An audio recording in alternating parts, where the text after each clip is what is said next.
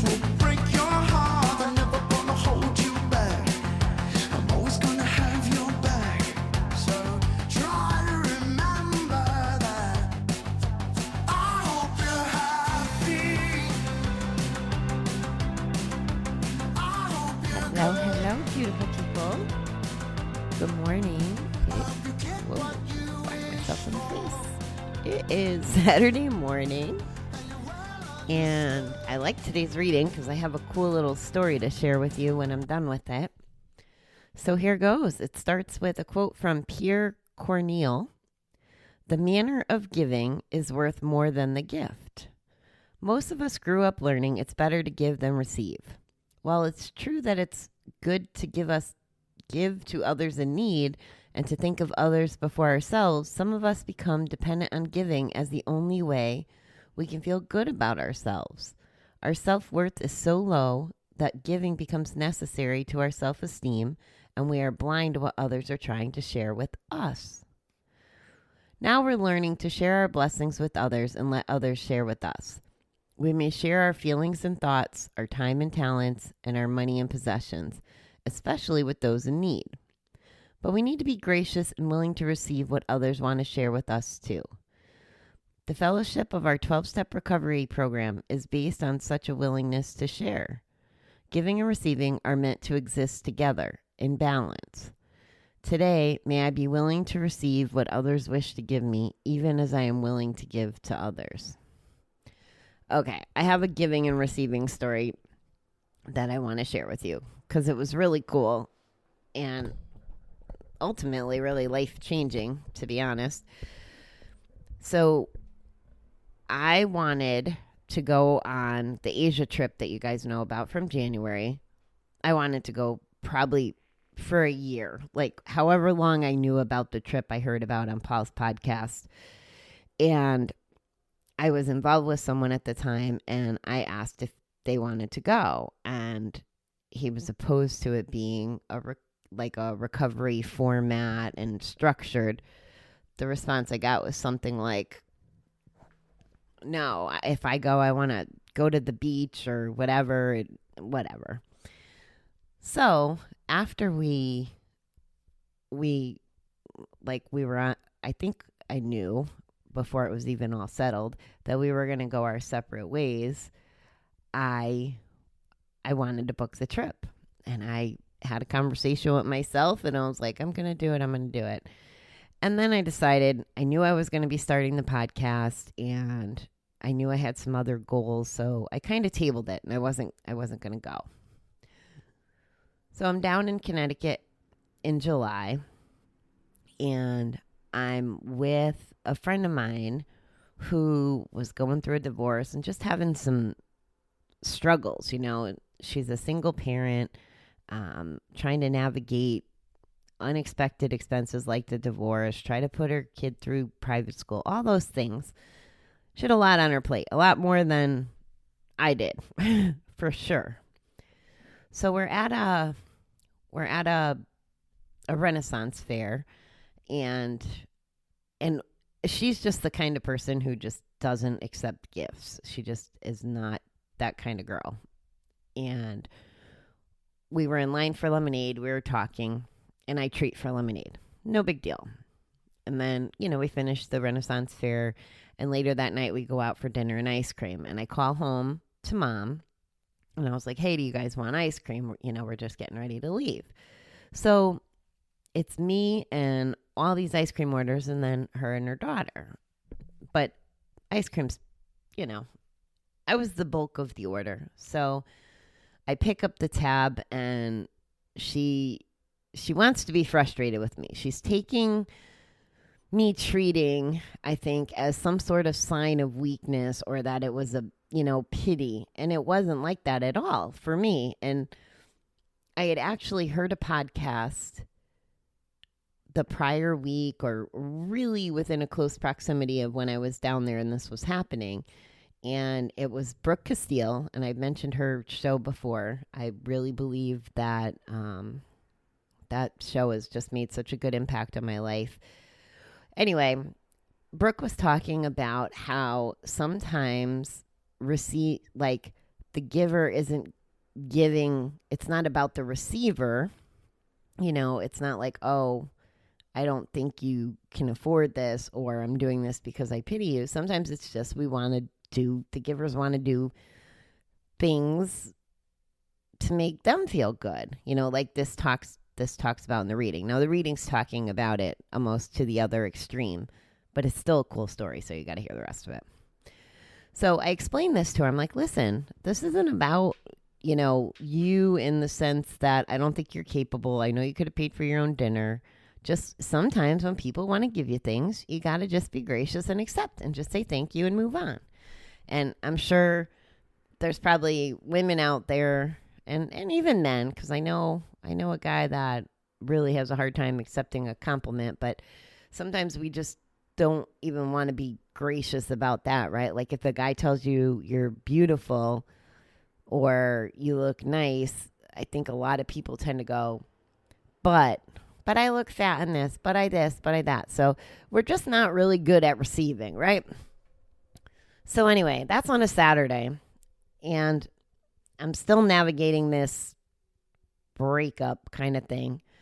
And I get a text on Wednesday of that week. And I remember it being clear because it was the first time I ever rode my bike for more than like 10 miles or whatever. We had done 40 miles that day. It was like really awesome. So I get a text saying, one of my friends says, please call me when you get a minute. So I call him, and we were involved with something we were involved in something together, and he was impacted in a positive way. And he said to me, he goes, I really want to thank you for helping me with this. I want to send you and whoever on a all expenses paid trip wherever you want to go. And I want to do this as a appreciation. And I found out later, in his mind, he thought that I was still with that guy who was far away. So he thought he was actually going to pay for me to like go there and have a trip.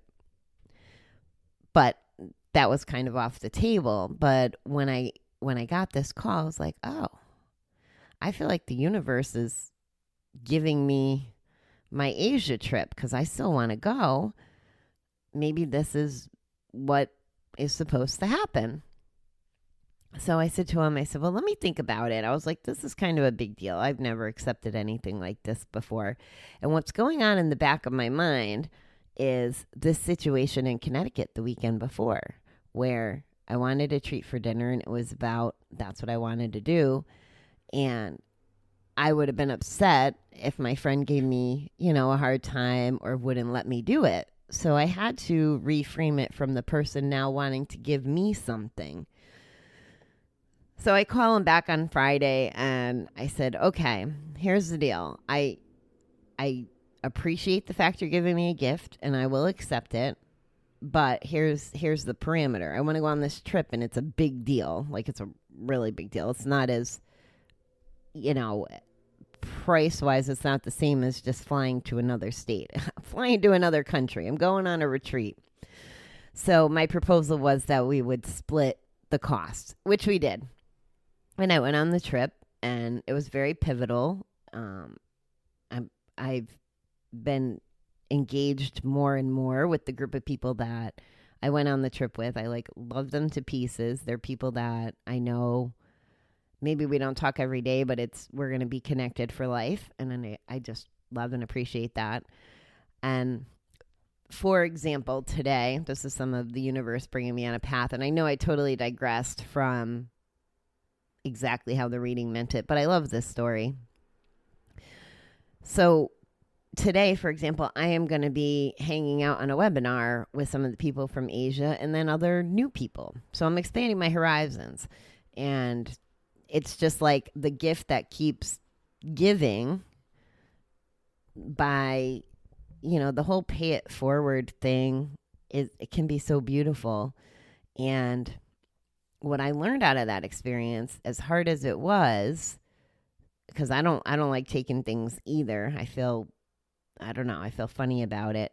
Not that I don't feel worthy. I think it comes more with, when it comes to me, it comes from a place of independence. Like, I don't need your help. I don't need your stuff. And this was the first time in my life that I ever took something that was offered to me in that kind of a way, and was just very present around the whole situation and, what I was how I was experiencing that and how I experienced the weekend before. Again, because of Brooke's podcast, she just does a really good job and makes you think about things a little different, frames it beautifully. So that's the reason I'm telling you all the steps in the process is, if I didn't accept that gift, which someone, wanted to give me, my life would literally be on a different course. And I would challenge you to think about that today. Maybe reflect back. Has there been things that you've accepted that have put you on a different course? Or if you haven't, are you open enough to accept things in the program, in your group, from your sober friends, from people that don't bet, that, might put you in a better situation to not bet? Are you willing to try that? Do you understand that you deserve that? It's not easy. It's not easy if we haven't done it all our lives and we're not programmed that way. But that's what I want to leave you with, is thinking about, are you capable of receiving? Do you understand you're worth receiving? Will you put in better effort into receiving, and know that it's not a sign of weakness? It's not a sign of not being independent. It's that we're given gifts in this world, and they show up in different ways.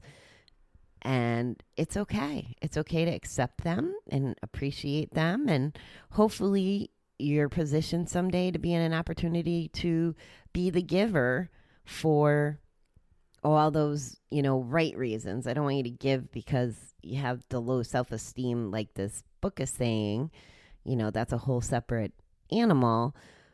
But to be able to give from a place where maybe you're impacting someone else's life the way that this story impacted mine. And that's what I got this morning. Have a marvelous day, my friends. I love you, and I will be back tonight. And I got some exciting stuff happened today, so we'll see what comes out of my mouth. I don't know if we'll be back on Relapse or if I'll share how the webinar went. I don't know. Stay tuned. All right. Talk to you later.